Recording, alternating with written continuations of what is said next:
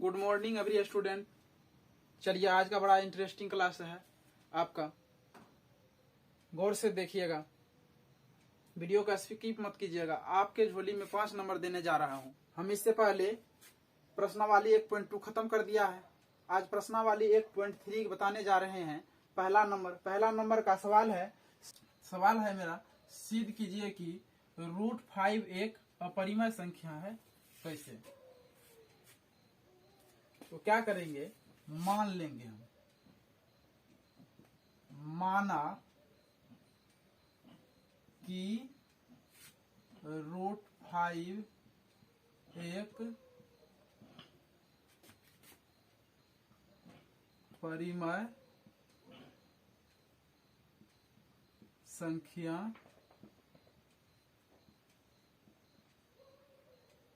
है।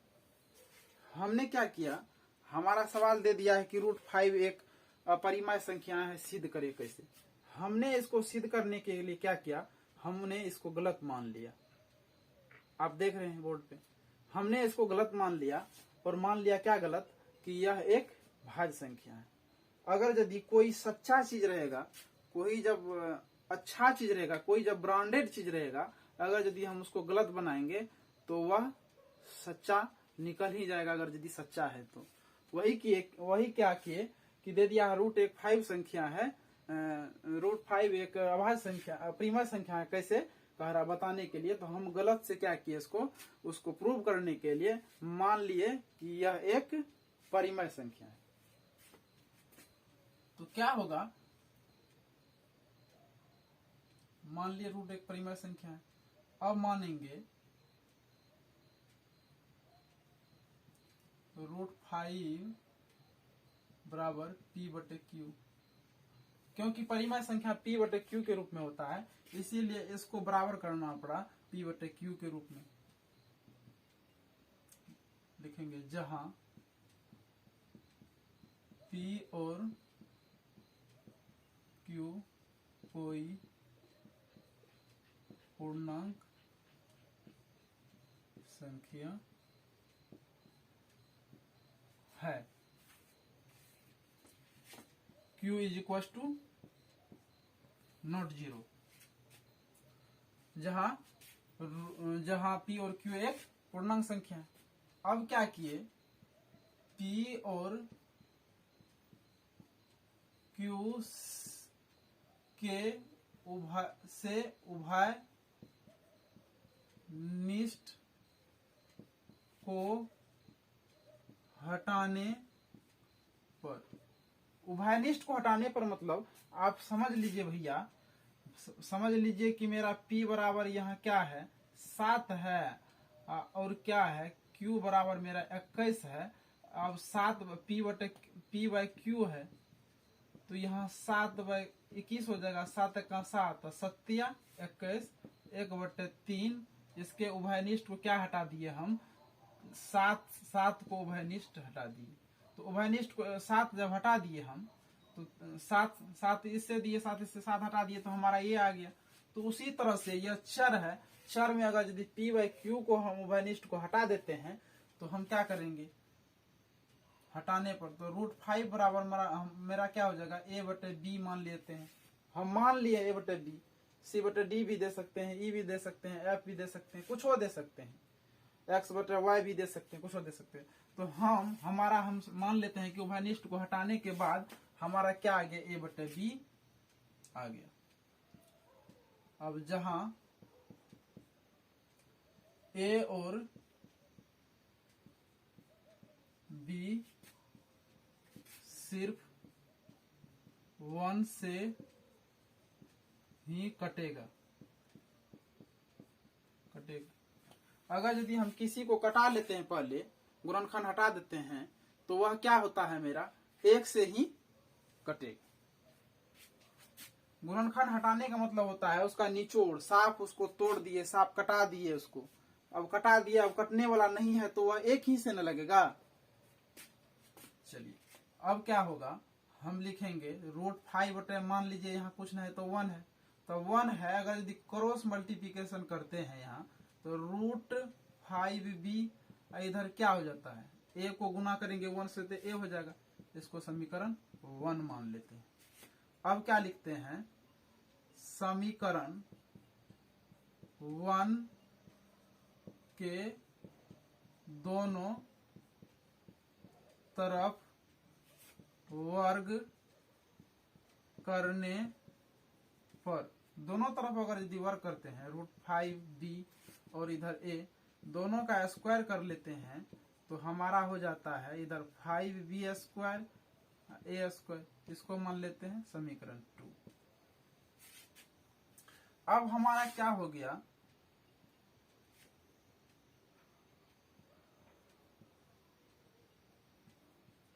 समीकरण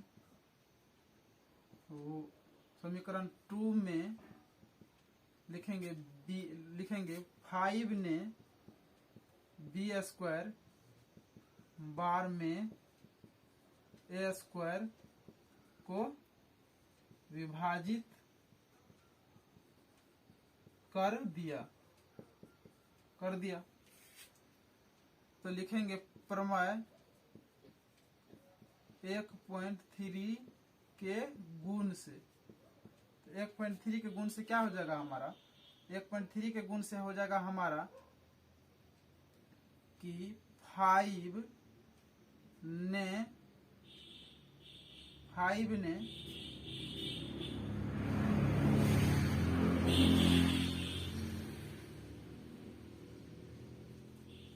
ने क्या करेगा, ए को भी विभाजित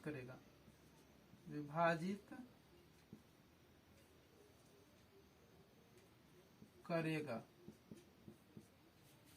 भैया इससे हम 1.1 में हम जान चुके हैं कैसे करेगा, विभाजित करेगा। तब इसके बाद हम क्या करेंगे, मान लेते हैं कि 5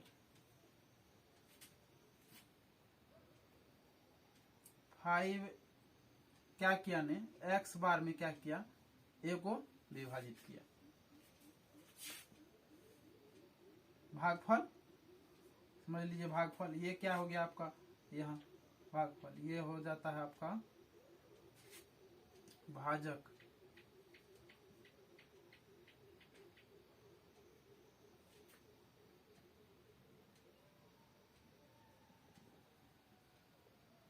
ये हो जाता आपका भाज, ये हो जाता आपका भागफल।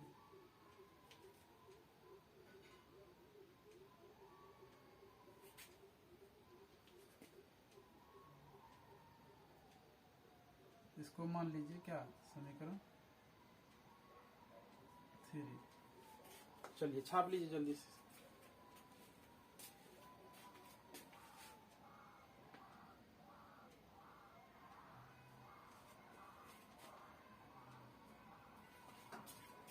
चलिए छाप लिए ना, इसको मिटा देते हैं।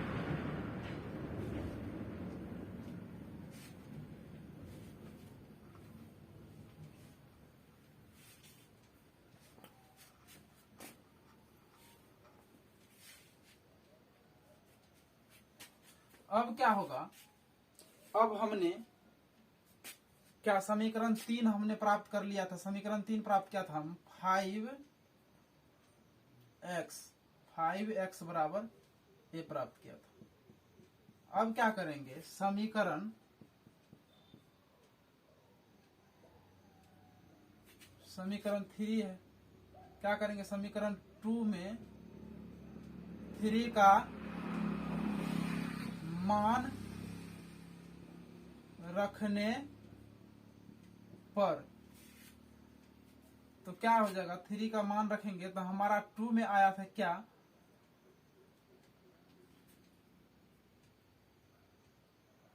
में आ गया था मेरा 5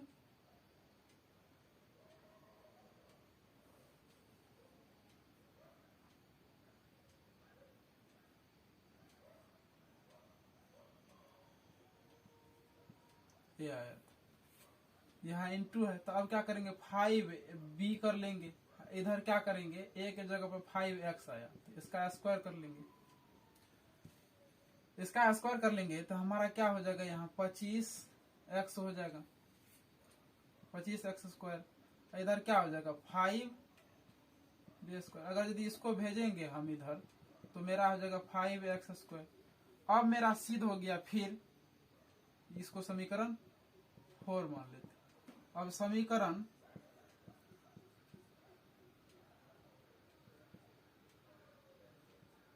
4 से यह पता चला कि 5 ने x स्क्वायर बार में बी स्क्वायर को विभाजित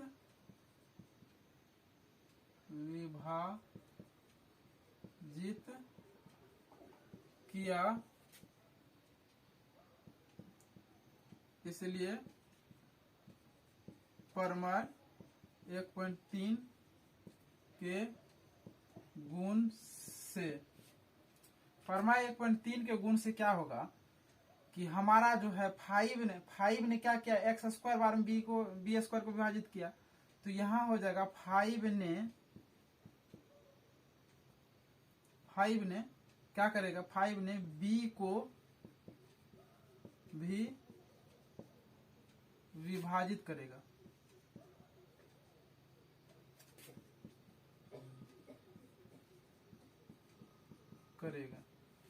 बी को विभाजित करेगा तो कितने बार में करेगा, तो इसमें क्या करेंगे हम,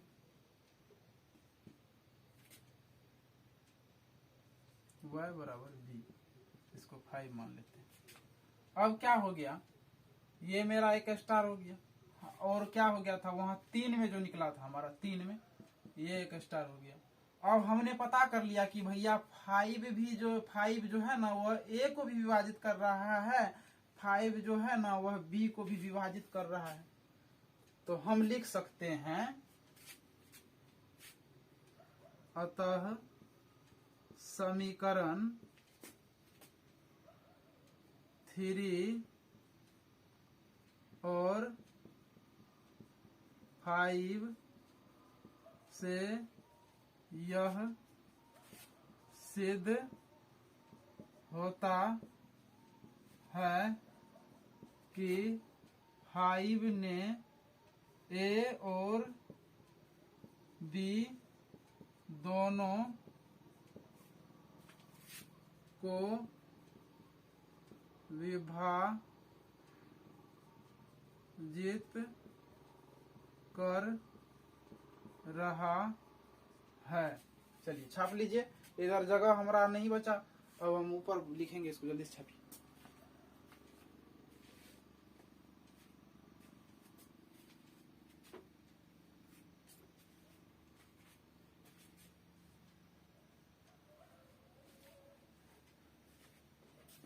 चलिए यहां लिख सकते हैं, ऐसा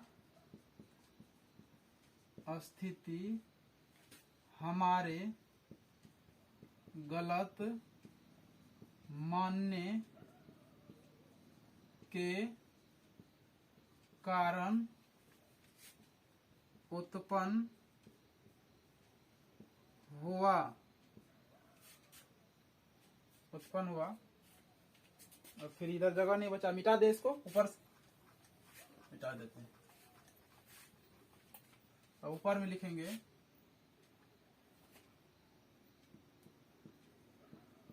इसलिए इससे सिद्ध होता है कि √5 अपरिमेय संख्या नहीं, अपरिमेय संख्या है प्रूव्ड। प्रूव्ड हो गया। हमने क्या किया, गलत माना था परिमेय संख्या, लेकिन जो दूध का दूध रहेगा ना, दूध का दूध और पानी का पानी अलग हो जाएगा, तो वही दूध का दूध और पानी का पानी अलग हो